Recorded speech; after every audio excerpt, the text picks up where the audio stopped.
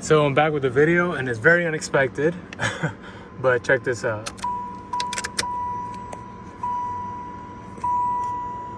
Pass keep fault. So what ends up happening is that when you try to start it, it won't crank over. Some people bypass it and I'll probably end up doing it. I'm not sure yet. I really want to keep the security system in here. So these are my first steps, what I'm doing. I checked the fuses, which is this one, and these are good.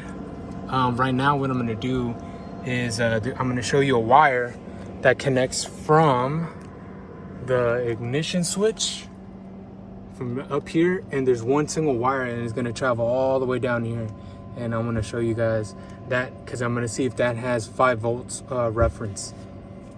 Okay, so I looked under here and I found the connection. So this is completely stock. I haven't modified anything underneath, so your dash may look different, or your wires. So you see this connection right here? This connects all the way into the ignition cylinder up on top, and this is what controls the passkey fault. And this is where people cut it, right here on this side of the orange, and they put a little put resistors based on the key amount when you measure it. But before I'm doing any kind of splicing, any time of cutting, I want to diagnose and see why it keeps flashing.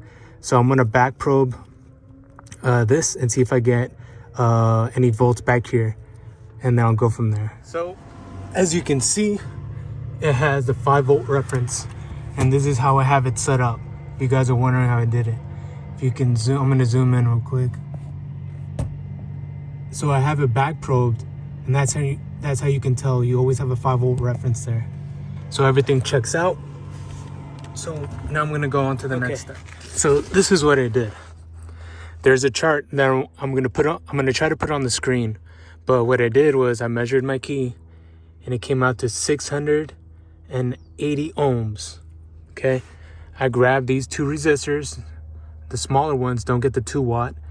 And these each came out to 330. It came out to, and I also measured this as well, but it came up to a little bit above 660. So I think it was like 662 ohms.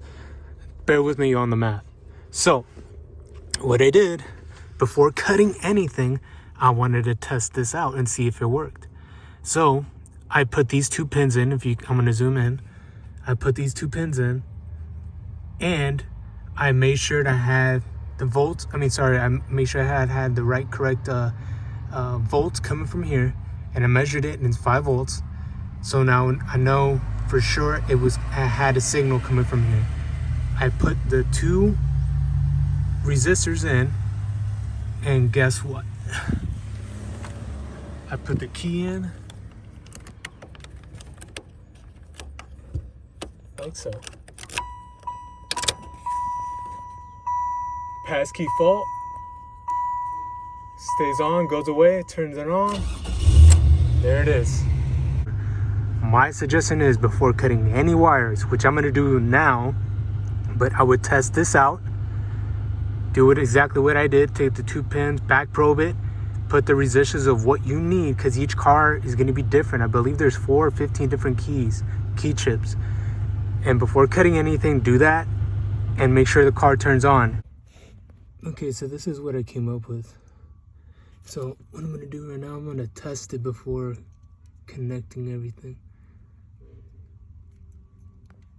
So I'm gonna plug this in like that. And obviously I'm gonna hide everything. And now, passkey. Worked. That's pretty much it. So that's what it's gonna look like. I'm gonna wrap it up with some protective tape and put everything back together. And that's the second time it's turned on. No lights, nothing. We're good. And that's pretty much it. So here's my finished product. Hid it away from everything. It's this wire right here, right here that I replaced, and everything's good to go. And just to check again with everything installed.